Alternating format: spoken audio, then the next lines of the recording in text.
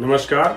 रीवा जिले के त्योंथर तहसील अंतर्गत सुहागी पहाड़ पर बनी सड़कें धीरे धीरे शमशान में तब्दील हो रही हैं।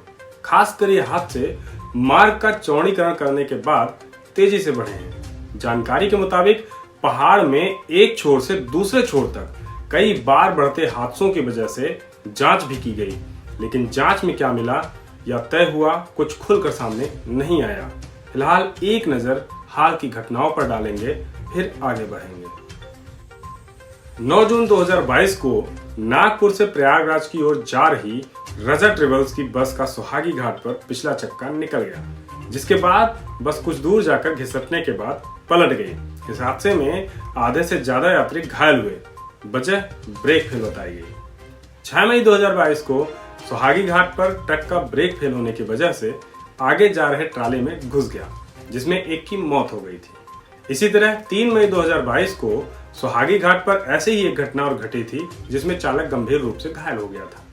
11 मार्च 2022 को सुहागी घाट पर ही 3 मैकेनिक की कुचले जाने से मौत हो गई थी, जो किनारे में खड़ी गाड़ी को ठीक कर रहे थे। 20 फरवरी 2022 को सुहागी पहाड़ पर ही स्टीयरिंग फेल होने की वजह से एक ट्रक आगे वाली गाड़ी में जा धंसा था।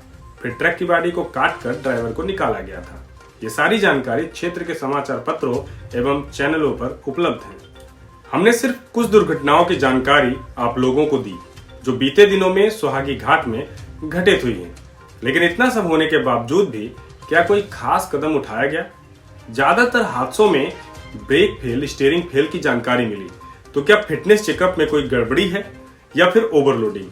क्योंकि प्रत्येक गाड़ी की अपनी क्षमता होती है, जिसके आधार पर उसके यंत्र काम करते हैं, जिसके आधार पर आरटीओ से पासिंग मिलती है।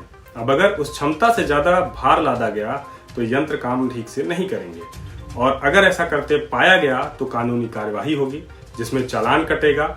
ज्यादा हुआ तो गाड़ी सीज हो जाएगी। मतलब गाड़ी संचालक अपनी मर्जी से कुछ नहीं कर सकता। तो फिर सवाल आरटीओ की ओर उठता है। वैसे जानकारी के लिए बता दूं कि इसी सुहागी घाट पर एक टोल प्लाजा भी है। शायद वहां से ओवरलोड गाड़ियां ना निकल पाती हों। अब दूसरे पहलू पर बात करते हैं, जिसमें एमपीआरडीसी और सड़क निर्माण के ठेकेदार आते हैं। चलिए कुछ देर के लिए मान भी लेते हैं कि गाड़ियों में ओवरलोडिंग नहीं होती, तो क्या फिर सड़क निर्माण के समय मूल मापदंडों का ध्यान नहीं रखा गया? क्योंकि सपाट जगह की अपेक्षा पहाड़ी क्षेत्रों में सड़क निर्माण के अलग कायदे कानून हैं, और सूत्रों के मुताबिक इस पर आरटीआई भी लगाई जा चुकी है। फिलहाल अब आम आदमी को भी पता है कि किसी भी सरकारी निर्माण के बाद उस निर्माण की गुणवत्ता की जांच भी होती है। तो क्या जांच के समय मूलभूत नियमों को दरकिनार किया गया?